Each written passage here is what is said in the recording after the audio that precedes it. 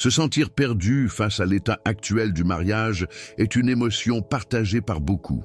Autrefois sacré, béni par Dieu et enraciné dans la foi en Jésus-Christ, le mariage semble aujourd'hui dévalorisé, fragilisé et réduit à une formalité.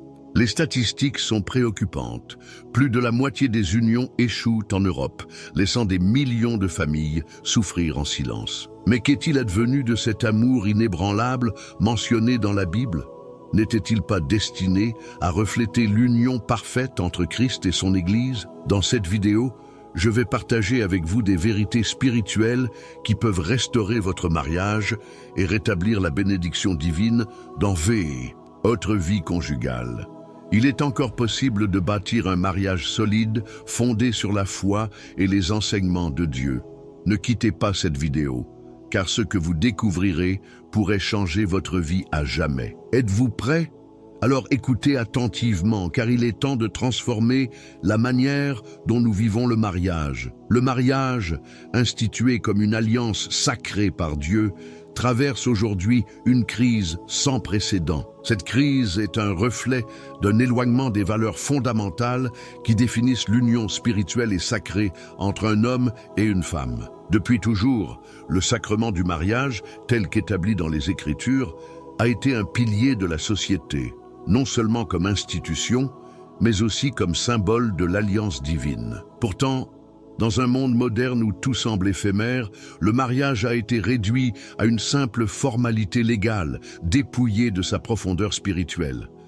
Jésus-Christ nous a enseigné que ce que Dieu a uni, nul ne doit le séparer. Matthieu 19,6. Mais combien d'entre nous prennent encore cette parole au sérieux? Aujourd'hui, face à un monde en quête de satisfaction immédiate, la véritable foi, qui exige patience et persévérance, est souvent mise de côté. Le mariage, au lieu d'être perçu comme un engagement sacré, est devenu une option réversible dès les premières difficultés. La crise du mariage va bien au-delà des statistiques alarmantes. Il s'agit d'une véritable crise spirituelle. De nombreux couples ne placent plus Dieu au centre de leur union. Une relation dépourvue de foi est comparable à une maison bâtie sur le sable. Elle vacille au premier vent violent. Matthieu 7, 26, 27. Combien de couples se laissent emporter par les disputes, les malentendus et les épreuves simplement parce qu'ils ne prennent pas le temps de prier ensemble ou de chercher dans la Bible des réponses à leurs défis. La prière commune est une arme puissante qui renforce l'union des époux. Imaginez un couple agenouillé ensemble, confiant leurs espoirs et leurs peines à Dieu. Ce geste humble invite Jésus-Christ à régner dans leur foyer, transformant les cœurs et les esprits. Pourtant, la société moderne, focalisée sur l'individualité, oublie la valeur du sacrifice, un élément fondamental du mariage. Le mariage repose sur l'amour inconditionnel, le don de soi et la fidélité. L'Épître aux Éphésiens 5,25 nous exhorte: Marie, aimez vos femmes comme Christ a aimé l'Église et s'est livré pour elle. Jésus-Christ nous montre un amour ultime, sans condition, allant jusqu'au sacrifice. Ce modèle d'amour exige humilité et engagement quotidien, mais c'est précisément là que réside la beauté du mariage. Chaque épreuve est une opportunité de grandir dans la foi et d'apprendre à aimer comme Jésus-Christ. Ceux qui vivent leur mariage avec cette perspective découvrent une paix et une plénitude que le monde ne peut offrir. Prenons un exemple concret. Beaucoup de couples traversent des périodes de distance émotionnelle et spirituelle. Plutôt que de se tourner vers la prière ou les enseignements bibliques, certains optent pour la fuite ou l'indifférence.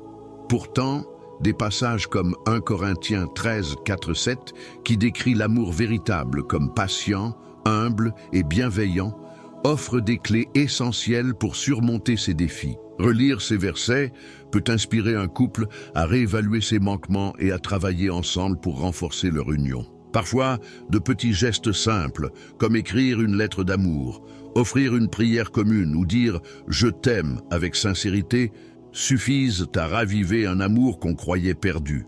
L'une des causes principales de cette crise est la perte du sens de l'engagement. Autrefois, les vœux prononcés devant Dieu avaient une portée éternelle. Aujourd'hui, ils semblent vidés de leur signification sacrée. Jésus-Christ nous enseigne que le « oui » devant Dieu est un engagement éternel, à ne pas prendre à la légère. Pourtant, de nombreux couples investissent plus de temps dans la préparation de la cérémonie que dans celle de leur cœur. La prière et la méditation sur la volonté divine avant de dire « oui » sont essentielles pour poser des bases solides à une union bénie. Lorsque les préparatifs incluent une fondation spirituelle commune, le mariage devient une source de bénédiction durable plutôt qu'un fardeau. Les conséquences de cette crise matrimoniale sont visibles partout. Familles brisées, enfants désorientés et une société de plus en plus sceptique envers l'institution du mariage. Pourtant, la solution existe, un retour aux valeurs chrétiennes. La Bible, parole vivante de Dieu, est un guide infaillible pour toute union. Lorsqu'un couple choisit de placer Jésus-Christ au centre de leur vie, tout change. Les conflits se transforment en compréhension, les frustrations en satisfaction et la routine en amour renouvelé. Ce n'est pas une utopie.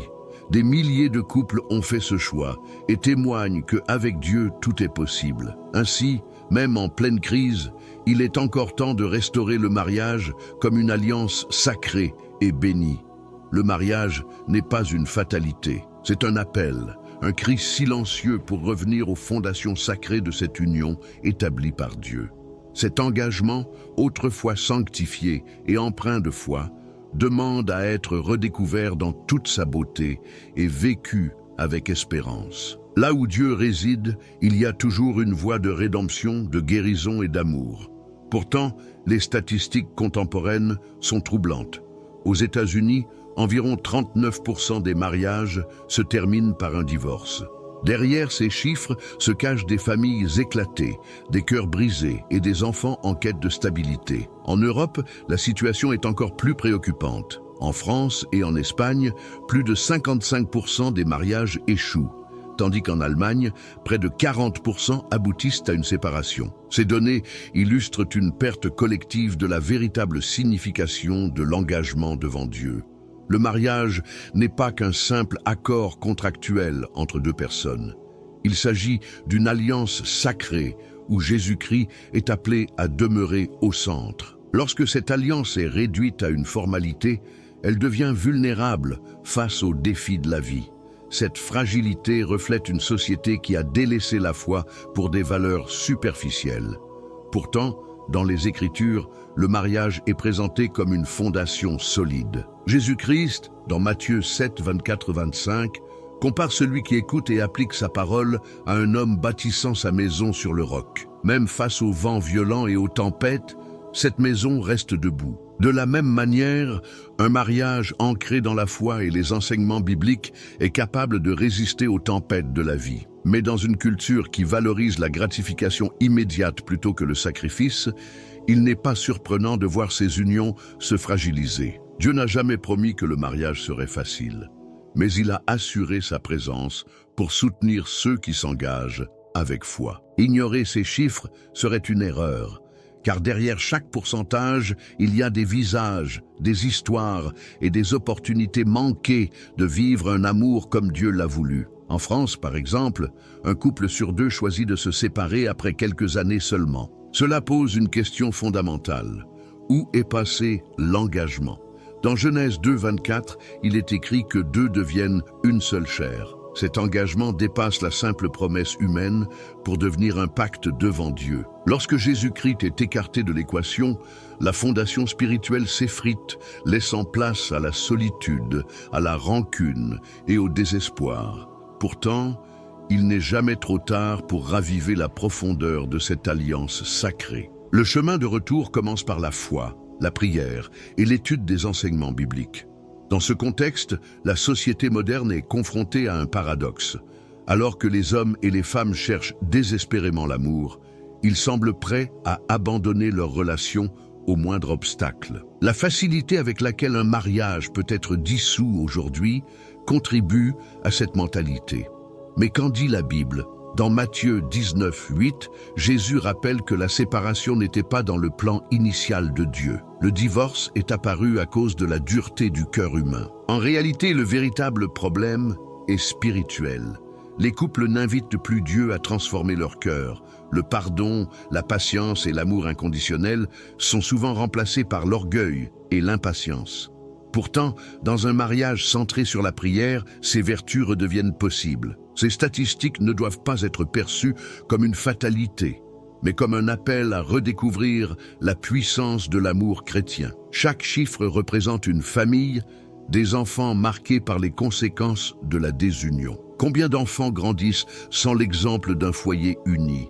Combien perdent foi en l'institution du mariage parce qu'ils n'ont jamais vu leurs parents vivre un amour centré sur Dieu? La responsabilité des époux dépasse leur propre bonheur.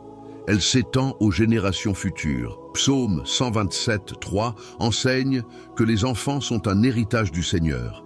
Les parents ont donc le devoir de montrer ce que signifie un mariage béni par Dieu. Imaginez une génération qui voit ses parents prier ensemble, résoudre leurs conflits avec amour et persévérer malgré les épreuves. Cette génération construirait à son tour des foyers solides et centrés sur Jésus-Christ.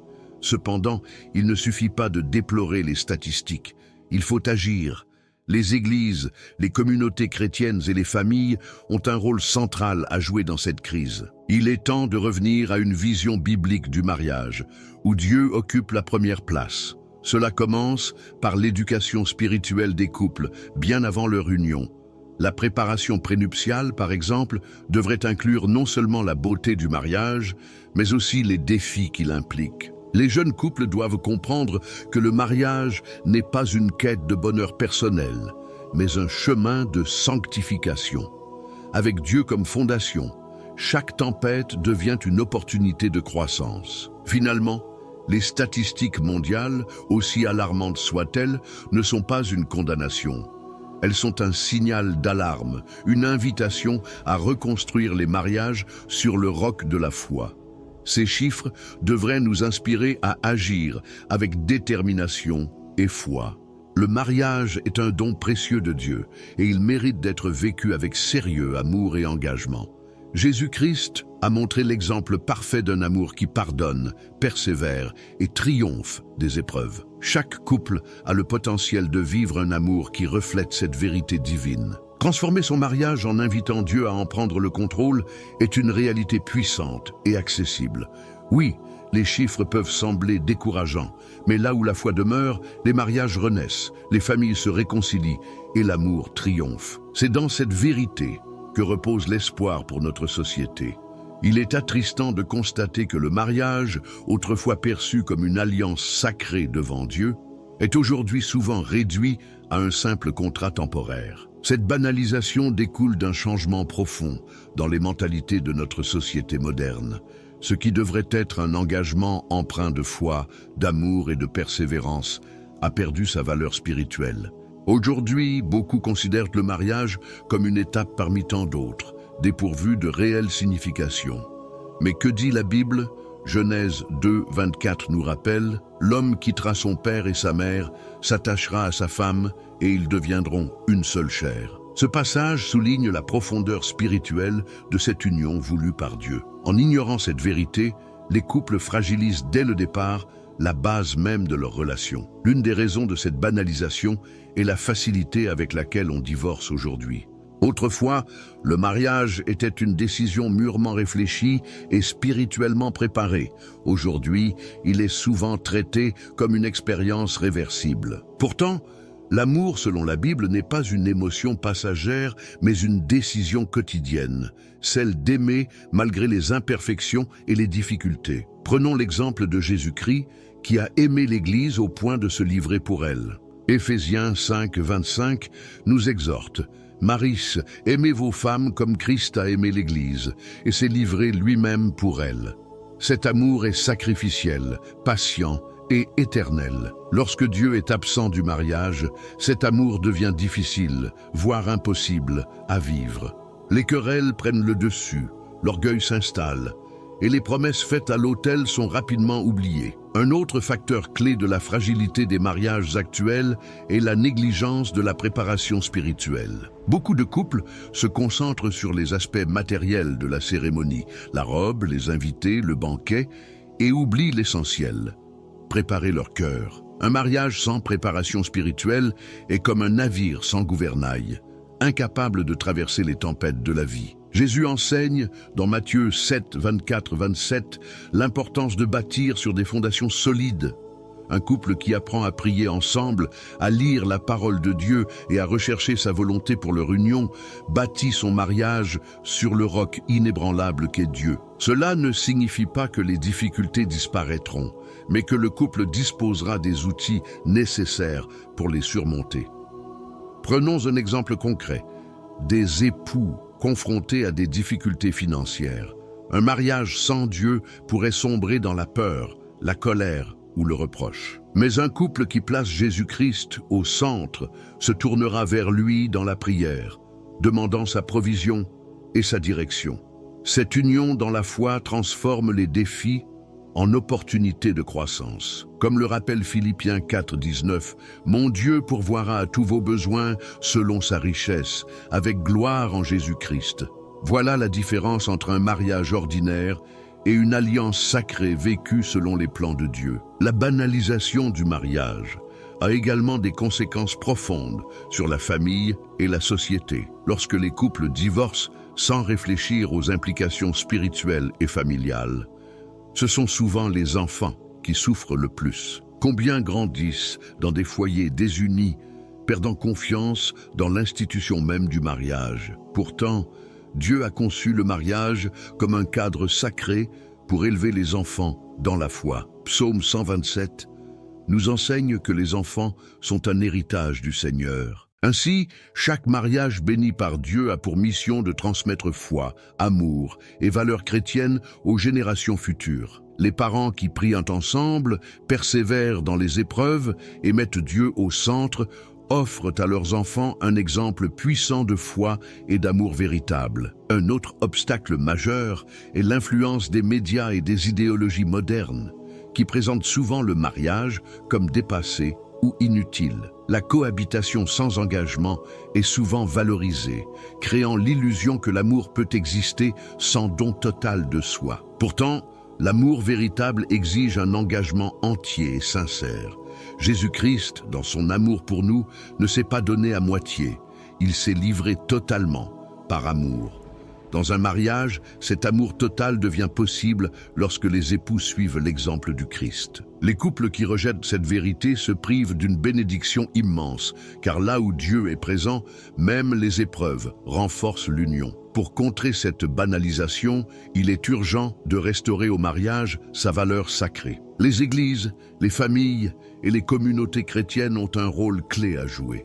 Il est essentiel d'enseigner aux jeunes générations que le mariage n'est pas une prison, mais un chemin de liberté spirituelle où l'amour de Dieu se révèle chaque jour. Les époux doivent apprendre à prier ensemble, à lire la Bible et à se soutenir dans leur marche avec Christ. Un mariage vécu comme une alliance avec Dieu devient un témoignage puissant pour le monde.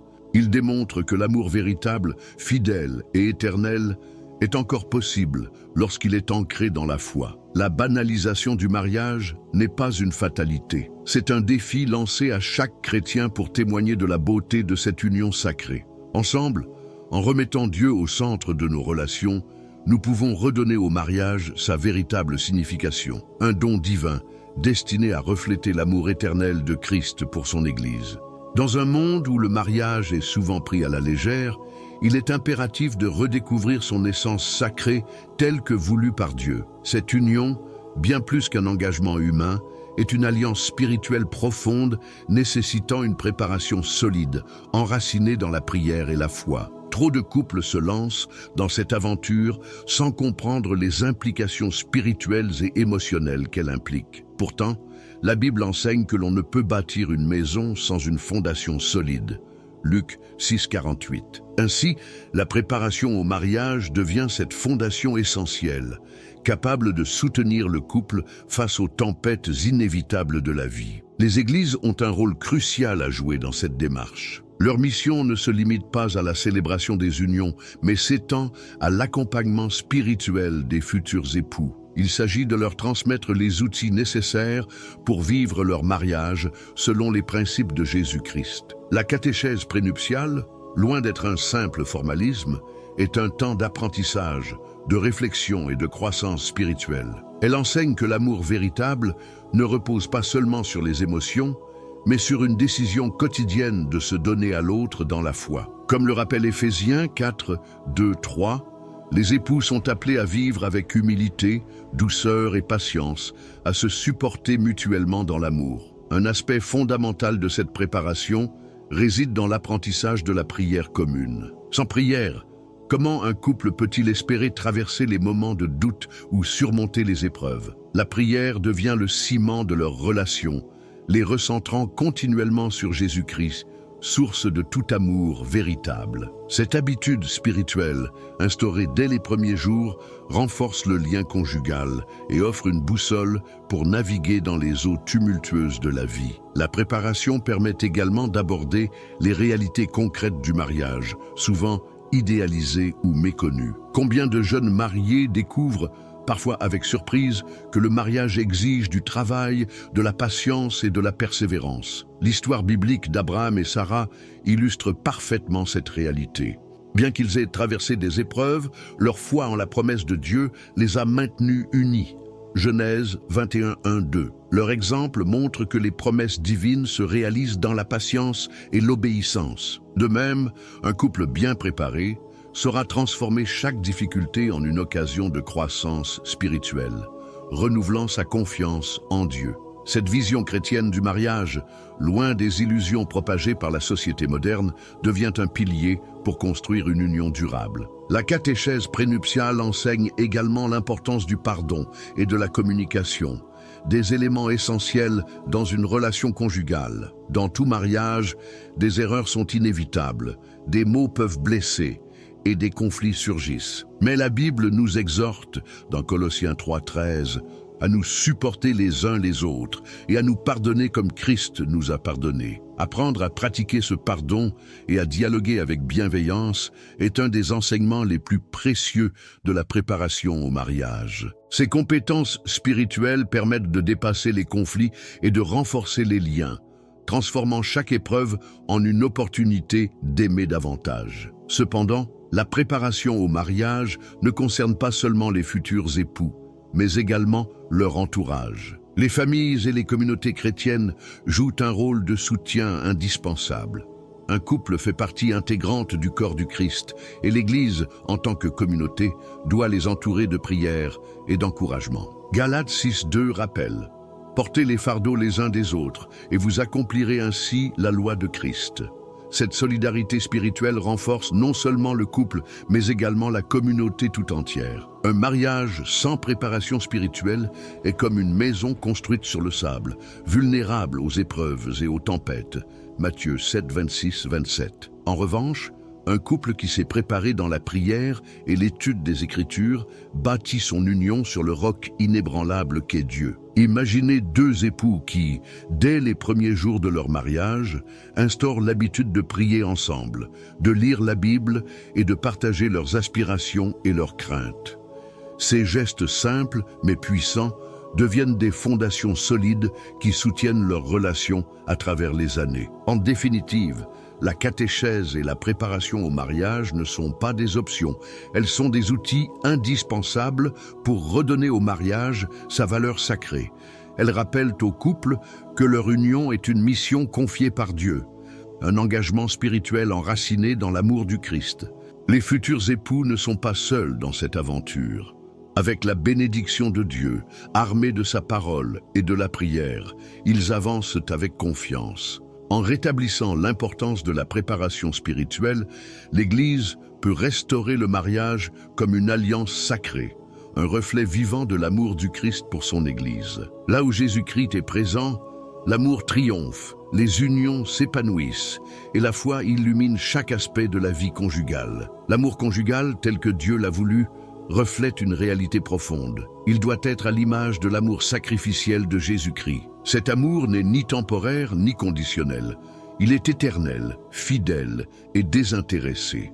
Lorsqu'un couple place Dieu au centre de son mariage, il devient un témoignage vivant de cet amour divin. Leur union transcende les simples relations humaines pour devenir un rappel puissant que l'amour véritable, enraciné en Dieu, est toujours possible. L'union entre Christ et l'Église, marquée par le sacrifice, la patience et la grâce infinie, est le modèle que les époux sont appelés à suivre. Combien de couples aujourd'hui succombent aux épreuves parce qu'ils oublient que l'amour demande parfois de renoncer à soi-même pour l'autre. Dans Jean 15,13, Jésus déclare « Il n'y a pas de plus grand amour que de donner sa vie pour ses amis ». Et cette parole s'applique magnifiquement au mariage. Aimer son conjoint, c'est choisir chaque jour de se sacrifier pour lui, de pardonner, de soutenir et parfois même de porter ses fardeaux. Cet amour, enraciné dans la foi, transforme un mariage ordinaire en une union extraordinaire où la présence de Dieu est palpable. Dans un tel mariage, les épreuves ne détruisent pas, elles fortifient. Elles deviennent des occasions de grandir, de se rapprocher l'un de l'autre et de s'ancrer encore davantage dans la foi. Un mariage centré sur le Christ devient un sanctuaire de paix et de bénédiction. La prière commune, par exemple, est une pratique puissante qui invite Jésus-Christ à régner dans le foyer. Imaginez un couple s'agenouillant chaque soir, remerciant Dieu pour ses bénédictions, confiant leurs espoirs et leurs craintes. Ce moment simple et sincère les unit non seulement dans leur amour mutuel, mais aussi dans leur foi commune. Matthieu 18:20 promet « Là où 2 ou 3 sont assemblés en mon nom, je suis au milieu d'eux ». Cette promesse illustre le secret des mariages bénis, la présence constante de Dieu dans chaque aspect de la vie conjugale. Bien sûr, même les mariages centrés sur le Christ ne sont pas exempts de difficultés. Cependant, ces épreuves deviennent des opportunités de croissance spirituelle. Les disciples de Jésus n'ont pas eu un chemin facile, mais ils ont appris à avancer avec foi et persévérance. De même, un couple enraciné dans le Christ voit chaque défi comme une opportunité de renforcer son amour et sa foi. Lorsqu'un conflit surgit, au lieu de chercher des solutions dans le monde, il se tourne vers la Bible et la prière. Romains 12:12 enseigne « Réjouissez-vous dans l'espérance, soyez patients dans la tribulation, persévérez dans la prière. » Ces vertus, patience, persévérance et prière, sont les piliers d'un mariage durable et béni. Un mariage qui reflète l'union entre Christ et l'Église est également une mission. Les couples chrétiens sont appelés à être la lumière du monde. Matthieu 5:14. Leur relation doit inspirer et montrer qu'un amour véritable, fondé sur les principes divins, est possible. Imaginez un couple qui, malgré les tempêtes de la vie, reste uni et rayonne de joie grâce à sa foi. Un tel témoignage peut toucher des cœurs endurcis, inspirer d'autres couples et les pousser à chercher Dieu dans leur propre mariage. Chaque geste d'amour, chaque prière partagée et chaque pardon accordé devient un acte silencieux d'évangélisation, révélant l'amour du Christ à travers leur union. Pour vivre un mariage qui reflète l'amour du Christ, les époux doivent incarner les vertus qu'il a enseignées: patience, douceur, humilité et pardon. Colossiens 3:14 résume cette vérité. Mais par-dessus tout, revêtez-vous de l'amour, qui est le lien de la perfection. Cet amour, cependant, ne vient pas des forces humaines. Il provient de Dieu. Les couples doivent donc chercher chaque jour la présence de Christ pour renouveler leur capacité à aimer. Lorsque les époux adoptent cette habitude, leur relation devient un sanctuaire où l'amour divin peut s'épanouir. Les erreurs du passé sont effacées, les fardeaux sont partagés et la joie de vivre ensemble grandit. En fin de compte, le mariage est bien plus qu'une institution humaine. C'est une image vivante de l'amour parfait entre Jésus-Christ et son Église. Les couples qui saisissent cette vérité et choisissent de vivre leur union avec foi transforment leur mariage en un puissant reflet de la grâce et de la fidélité de Dieu. Ce chemin n'est pas sans défi, mais il est riche de bénédictions. Chaque jour, les époux doivent choisir de marcher main dans la main avec Jésus-Christ, en s'appuyant sur sa parole et en lui confiant leur vie. Là où Dieu est présent, il y a paix, force et amour véritable. Un mariage centré sur Christ devient une bénédiction non seulement pour les époux, mais aussi pour leur famille et le monde entier. C'est dans cette union sacrée, illuminée par la foi, que le mariage trouve son sens le plus profond. En vivant leur relation comme une mission et un témoignage, les couples reflètent la lumière et l'amour de Dieu, inspirant tous ceux qui les entourent à marcher eux aussi sur le chemin de la foi.